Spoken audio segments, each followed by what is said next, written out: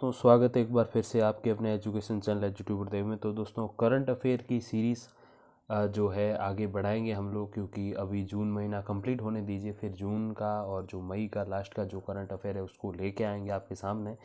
तो तब तक दोस्तों हम आ चुके हैं मनोविज्ञान की एक नई सीरीज़ लेके। तो उसमें आपका जो बाल विकास का और मनोविज्ञान का जो साइकोलॉजी जो है, अपने चाइल्ड साइकोलॉजी जो होती है, बाल मनोविज्ञान हो गया, और पेडोलॉजी वगैरह जो होती है दोस्तों, तो ये सारी चीज़ें हम लोग इसमें कवर करने वाले हैं, जो कि आपके शिक्षा मनोविज्ञान और शिक्षा शास्त्र जिसे आप कह सकते हो। और ये दोस्तों इम्पोर्टेंट भी होती है।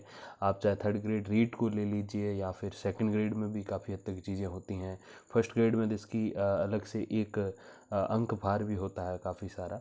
तो दोस्तों आप इसको थोड़ा गंभीरता से लीजिएगा, और ये जो बाल विकास और जो भी अपने मनोविज्ञान के क्वेश्चंस और वीडियोस आएँ उन्हें पूरा देखिए, ताकि आपकी जो तैयारी है, चाहे आप रीड के लिए कर रहे हैं, first grade, second grade, even college lectureship के लिए भी कर रहे हैं, तो भी आपके लिए काफ़ी इम्पोर्टेंट है। और अगर अदर कोई एग्ज़ाम है जैसे CTET का जो है अपने, या फिर UGC नेट का है, तो उसके लिए भी इम्पोर्टेंट है। और बस शुरू करते हैं दोस्तों वीडियो।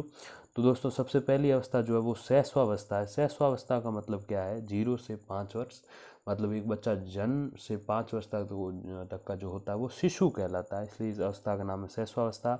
अलग अलग दोस्तों परिभाषाएं और जो कथन है वो इस वीडियो में हम लोग पढ़ने वाले हैं। पहला कथन है, बालक के हाथ, पैर और नेत्र उसके प्रारंभिक शिक्षक हैं। इन्हीं के द्वारा वह 5 वर्ष में ही पहचान कर सकता है, सोच सकता है और याद कर सकता है दोस्तों। तो ये तो आप 0 से 5 वाली जो भी परिभाषाएं हैं, अगर आप रीड लेवल 1 से आते हैं तो डेफिनेटली ये आपके लिए महत्वपूर्ण नहीं है। और कई सारे मैंने पिछले वर्षों के दो जो रीड के एग्ज़ाम हुए उनके क्वेश्चन पेपर भी देखे हैं, तो उसमें इनमें से जो अगर मैं 4 परिभाषाएं दी थी, 2 से 3 परिभाषाएं उसमें आई हैं, तो आप चेक कर लीजिएगा दोस्तों। काफ़ी इंपॉर्टेंट ये परिभाषाएं हैं, हालांकि थोड़ा घुमा के देखते हैं, लेकिन फिर भी आप जो है अच्छे से याद करके जाओ। वीडियो को एटलीस्ट 2 से 3 बार आप देखिए, और उससे जो है आप इससे जो अच्छे से रिलेट कर पाओगे दोस्तों। दूसरी परिभाषा है, बालक प्रथम 6 वर्ष में बाद के 12 वर्ष से भी दोगुना सीख जाता है। क्योंकि दोस्तों जो लर्निंग प्रोसेस होती है वो 0 से 5 साल में जो होती है वो 6 से 12 साल की तुलना में डबल होती है। क्योंकि हम भी जानते हैं बच्चा जितना उत्सुक होता है, शायद एक बच्चे और किशोर के बीच का जो बालक होता है वो शायद उतना उत्सुक नहीं होता जितना एक 0 से 5 साल का बच्चा होता है। मॉम को, डैड को पूछते रहता है, जैसे ट्रेन क्यों आई है, तो चलो सवारियाँ लेने आई हैं, यातायात का साधन है तो साधन क्यों है, इसलिए क्यों, कहीं आने जाने के लिए आना जाना क्यों है। तो आगे से आगे उसके जो है क्वेश्चन बढ़ते जाते हैं। तो ये जो परिभाषा है, बालक प्रथम 6 वर्ष में बाद के 12 वर्ष से भी डबल सीख लेता है, ये परिभाषा दी है गैसल ने। अगली परिभाषा दोस्तों जो रॉस के द्वारा दी गई है, शिशु कल्पना का नायक है, अतः उसका भली प्रकार निर्देशन अपेक्षित है। तो कल्पना का नायक मतलब हीरो, एक्टर है, और उसका भली प्रकार निर्देशन यानी कि डायरेक्शन जरूरी। यानी कि रॉस ने ये कहा है कि शिशु मन ही मन में सोच के एक तरीके से एक्टर की तरह वर्क करता है। जैसे एक अभिनेता जो होता है, कलाकार जो होता है, वो कैसे हम सोचते हैं, एक डायरेक्टर सोचता है, वो उस चीज़ को, उस सीन को असली करके बताता है, ठीक वैसे ही जो है शिशु जो है वो भी एक नायक की तरह, वो भी एक एक्टर, एक हीरो की तरह है। और उसका जो है भली प्रकार निर्देशन यानी कि डायरेक्शन होना बढ़िया है। क्यों? अगर उसको सही मार्गों में आप निर्देशित नहीं करोगे, डायरेक्शन उसको अच्छा नहीं दोगे, तो फिर वो शायद पटरी से उतर जाए, मतलब कि वो उतना अच्छा विकास नहीं कर पाएगा। तो ये जो परिभाषा है, शिशु कल्पना का नायक है, अतः उसका भली प्रकार निर्देशन अपेक्षित है, ये परिभाषा दी है रॉस ने। अगले जो है परिभाषा की तरफ बढ़ते हैं दोस्तों। 20वीं शताब्दी बालकों की शताब्दी है। बहुत ही सीधी सादी छोटी सी एक परिभाषा जो क्रो एंड क्रो लेखक हैं उन्होंने ये दी है। 20वीं शताब्दी जो है वो उसको बालकों की शताब्दी कहा है। तो ये बच्चों की शताब्दी है। वैसे युवा भारत में बहुत ज़्यादा है, तो बालकों की शताब्दी तो खैर होनी है। अगला जो अपने तथ्य बिंदु है, परिभाषा दोस्तों, वो ये है, वैलेंटाइन के द्वारा दी गई शैशवावस्था सीखने का आदर्श काल है। दोस्तों ये इतनी इंपॉर्टेंट है ना, मैंने अगर पिछले 2 रीट एग्ज़ाम दिए हैं तो 2 में से 1 में शायद या दोनों में मैंने ये क्वेश्चन जो है देखा है। तो शैशवावस्था को यानी कि शिशु की जो अवस्था है उसको सीखने का आदर्श काल किसने कहा है? तो वो वैलेंटाइन ने कहा है। तो शैशवावस्था सीखने का आदर्श काल, ये परिभाषा किसने दी है? ये वैलेंटाइन ने दी है दोस्तों। अगली परिभाषा की तरफ बढ़ते हैं जो कि जे न्यूमैन ने दी है। 5 वर्ष तक की अवस्था शरीर और मस्तिष्क के लिए बड़ी ग्रहणशील रहती है कि उस समय बच्चा शरीर से पढ़ता है, उठता है, गिरता है, कैसे कर करके वो नई नई चीज़ें सीखता है, साइकिल चलाने भी सीख जाते हैं कई बच्चे। और 5 वर्ष तक की जो अवस्था वो शरीर और मस्तिष्क के लिए बड़ी ग्रहणशील। देखो मस्तिष्क क्यों, वैसे 5 वर्ष तक का बच्चा विद्यालय तो में भी बहुत कम ही जाते हैं, तो फिर मस्तिष्क का तो वहाँ कोई लेना देना नहीं है, क्योंकि पहली पाठशाला क्या है, पहली पाठशाला विद्यालय थोड़ी है, पहली पाठशाला है घर। ये जो जिसमें बच्चा रहता है वो उसकी पहली पाठशाला है। नई नई चीज़ें वो पहली बार सीखता है, वो घर से ही सीखता है। और उसके पहले गुरुजन जो है वो उसके अभिभावक हैं, मॉम डैड हैं। तो आप समझिए, तो ये यहाँ पे क्या कहना चाह रहे हैं कि 5 वर्ष तक की अवस्था शरीर की, तो पढ़ता उठता रहता है वो, और मस्तिष्क के लिए बड़ी ग्रहणशील है। मतलब ये है कि जो मन का विकास होता है वो भी यहाँ सबसे ज़्यादा इम्पोर्टेंट तरीके से होता है। दोस्तों अगली जो पंक्तियाँ हैं वो हैं, शिशु में काम प्रवृत्ति बहुत प्रबल होती है, पर वयस्कों की भांति, वयस्क जो होते हैं उनकी भांति उसकी अभिव्यक्ति वो नहीं कर सकते। तो ये सिगमंड फ्राइड का कथन है दोस्तों। इस कथन से मैं थोड़ा सा रिलेट कम करता हूँ। एक शिशु के ऊपर ऐसे आरोप कि वो काम प्रवृत्ति रखता है या समथिंग लाइक दैट, सो मैं नहीं समझता कि सही है, क्योंकि बच्चा है यार, अब 5 साल एज नहीं हुई, क्या वो भावनाएं रखेगा। तो आप समझिए, तो सिगमंड फ्राइड की आपके और आगे भी पंक्तियाँ मिल जाएंगी, तो आप उनको भी थोड़ा अच्छे से पढ़िएगा। तो हमेशा इनके सिर पे भूत सवार रहता है कि काम काम काम, पता नहीं ये कहीं अपना ध्यान रख के बैठे हैं। तो यहाँ भी यही बात कर रहे हैं, आगे और परिभाषाएं बताऊंगा उसमें भी इनकी यही बात होगी। अगली पंक्ति है दोस्तों रॉस के द्वारा कही गई, जिसमें कहा गया बाल्यावस्था मिथ्या अथवा छद्म परिपक्वता का जो है काल है। तो दोस्तों ये बाल्यावस्था कब से, 6 से 12 वर्ष की बाल्यावस्था, और 12 से 18 तक किशोरावस्था, 0 से 5 शैशवावस्था। तो दोस्तों ये जो रॉस ने कहा है कथन की बाल्यावस्था मिथ्या अथवा छद्म परिपक्वता का काल है, तो ये छद्म अथवा मिथ्या का क्या, मिथ्या मतलब झूठी, छद्म मतलब एक तरीके से जो बेवकूफ़ बनाने, तो भेष जो है धारण किया जाता है, छद्म भेष जिसको बोलते हैं, छद्म मतलब धोखा।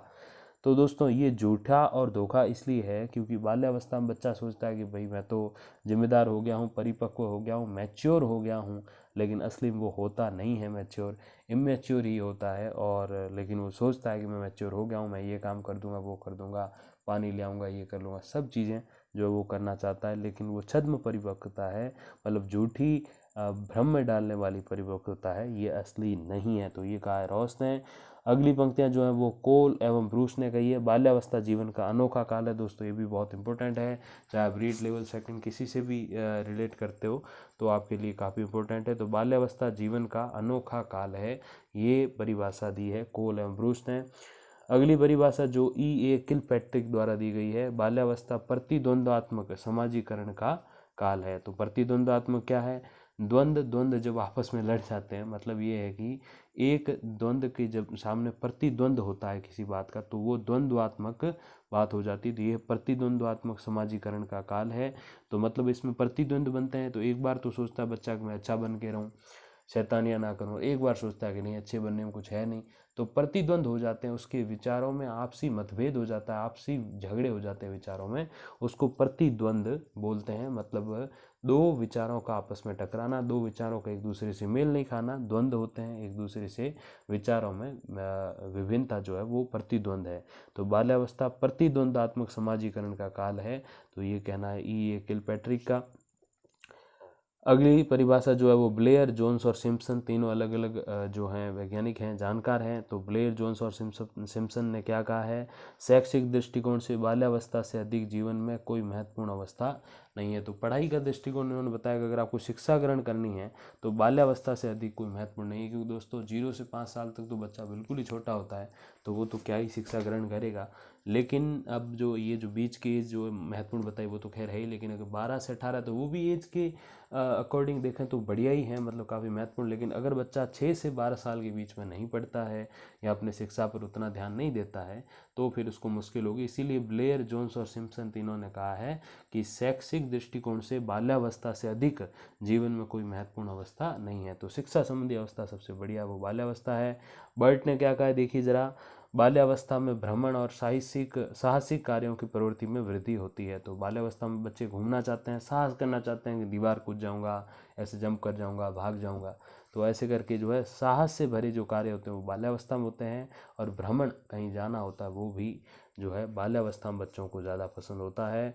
स्ट्रैंग ने क्या कहा, देखिए ज़रा, ऐसा शायद ही कोई खेल हो जिसे 10 वर्ष के बालक ना खेलते हों। तो आप भी बचपन में कभी रहे होंगे, हम भी छोटे थे, तो जाहिर सी बात है कि 10 वर्ष तक के बालक जो हैं वो हर खेल खेलना चाहते हैं, स्ट्रैंग ने कहा है।